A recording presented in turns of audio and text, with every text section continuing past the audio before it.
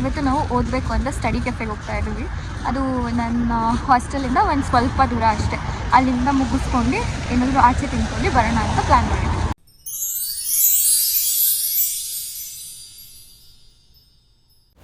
And here we go. This is how it looks from inside. And ನಿಜ ಓದೋಕ್ಕೆ it was a perfect place because ತುಂಬ ಅಂದರೆ ತುಂಬ peaceful ಆಗಿತ್ತು. We ordered a coffee and it was too expensive.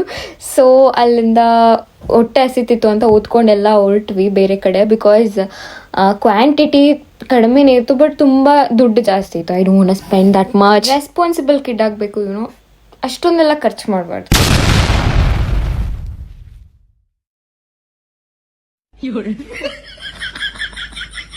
ಅದೇ ದುಡ್ಡಲ್ಲಿ ಬೇರೆ ಏನಾದರೂ ತಿನ್ಬೋದಲ್ವಾ ಹೊಟ್ಟೆ ತುಂಬ ಅಂತ ನಾವು ನೆಕ್ಸ್ಟ್ ಹೋಗಿದ್ದೆ ರಾಮೆನ್ ತಿನ್ನೋಕ್ಕೆ.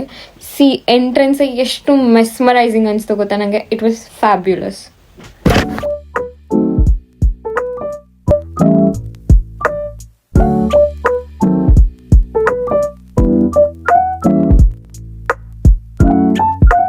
ಒಳಗೆ ಹೋದ್ವಿ. ಒಳಗೆ ನೋಡಿದ್ರೆ ತುಂಬ ಚಿಕ್ಕದಾಗಿ ಕ್ಯೂಟ್ ಆಗಿತ್ತು. ಆ್ಯಂಡ್ ರಾಮೆನ್ ಆರ್ಡ್ರ್ ಮಾಡಿದ್ವಿ, ಮಶ್ರೂಮ್ದು. ಅಲ್ಲಿಂದ ಎಲ್ಲ ತಿನ್ಕೊಂಡು ಹಾಸ್ಟೆಲ್ ಕಡೆ ಹೊರಟ್ವಿ. ಇದಾಗಿತ್ತು ಇವತ್ತಿನ ವ್ಲಾಗ್. ಇಷ್ಟ ಆಗಿದ್ರೆ ಪ್ಲೀಸ್ ಲೈಕ್ ಮಾಡಿ, ಶೇರ್ ಮಾಡಿ, ಸಬ್ಸ್ಕ್ರೈಬ್ ಮಾಡಿ. Thank you.